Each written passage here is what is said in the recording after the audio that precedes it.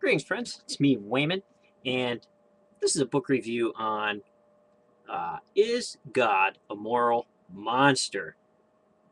Making sense of the Old Testament God. So, here's a Christian scholar commenting on the Old Testament. Automatic fail. So, I'm going to be kind of rough on this book, unfortunately, because this book by Paul Copan, C-O-P-A-N, I believe that's how you pronounce his name, ends up preaching to the choir. So, if you're on your way to Sunday school, you'll want to tuck this little book underneath your arm, but don't take it to a debate with an atheist, a new atheist, as Copan calls him, because you get ripped to shreds. It'll just be over.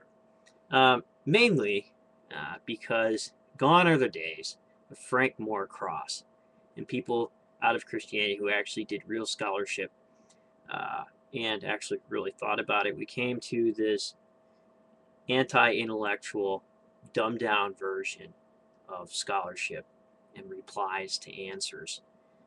And it's rather unfortunate. And I see it happening in the atheist community too, where they have apathy or they're being apathetic or complacent with scholarship towards religion. They're like, hey, look, we don't care about the crap. It's all fairy tales. They throw their hands up. But then when they get confronted on religious issues like theology and like biblical scholarship, they're fumbling around and they look as bad as the fundamentalists do in a science lab. All right? So I think that it's unacceptable, and I really wish Sunday school classes did not think that they need to dumb down the literature to a third grade level in order for people to understand it. Anti-intellectualism is probably the biggest scandal of the evangelical mind, and it's definitely taken its toll, because the whole point of this book is a reply to those Christians disillusioned by Richard Dawkins and other atheists about the morality of God, such as the God delusion and things like that, and giving theological answers and a little bit of scholarship to go with it, just enough to pat them on the back and say it's okay, when clearly it's not, and they got railroaded. So you say, wait a minute, why do you waste your time reading this stuff? Because I want to know what they're saying. I want to know what they're teaching in a Sunday school class. And I want to be able to respond to even this on their level, because you need to be there. Because if you're not, somebody else will be, and there's always somebody to step in, for better or for worse. So, getting on to the contents of the book, it's got 4 parts. Some parts are longer than others, obviously. Part one is neo-atheism, asking who are the new atheists in the Old Testament deity.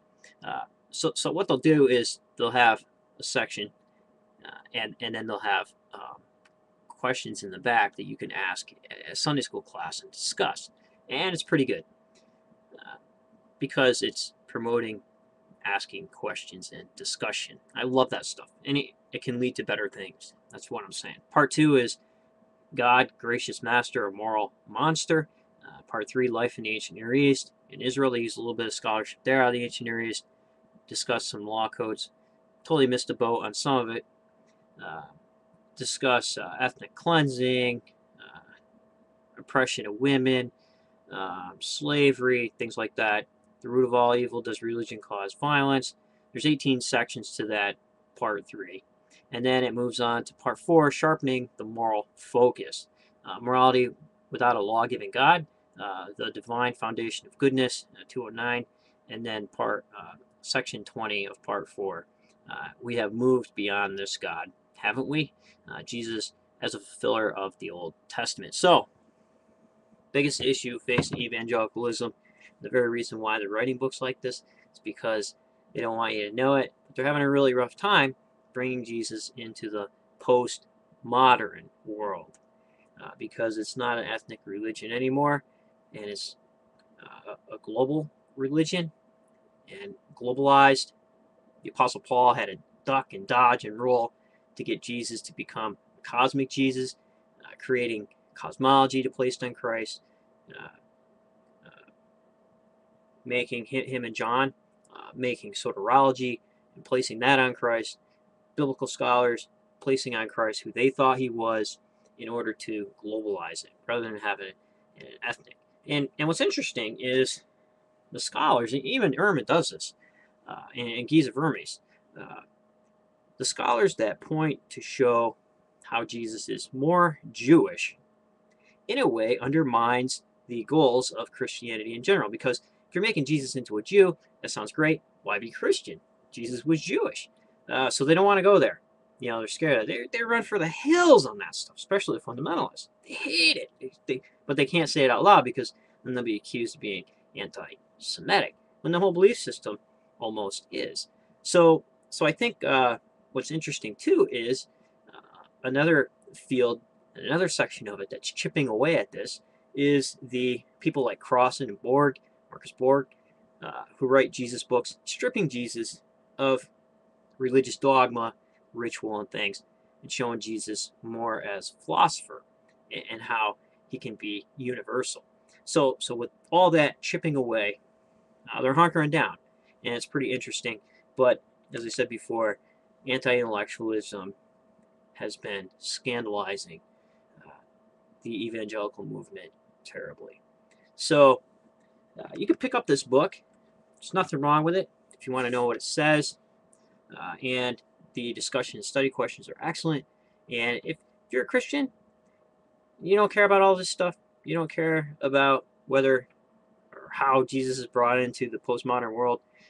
And you just like to read and study and you find things interesting and you don't really care about atheism, whatever. These answers would be good enough for you because they're theological answers, the majority of them. And like I said, they missed the boat on some of them simply because they failed to mention that simply some of the laws were made in the fight against assimilation. The early tribal league, even up until now, Judaism, is constantly worried about being assimilated and being absorbed and forgotten about. And that is death to a person. Assimilation is death. And you even see examples of this elsewhere, like the Native American movement here in the United States, when the forced assimilation started to happen. Same thing, the Indians, or the Native Americans started rebelling. They ended up forming Ghost Dance, this apocalyptic movement, and it ended tragically. However, the Judaism did not bow to forced Hellenization, and they did not bow to Romanization, and that was the conflict, I believe, with Christianity the whole time. This paranoia over being assimilated, and rightfully so, because the lost tribes of Israel were lost for that reason by the Assyrians, being assimilated into that. And the only thing that we may have left is the text of Tobit. That's pretty sad. We don't know where they are. They're assimilated, gone.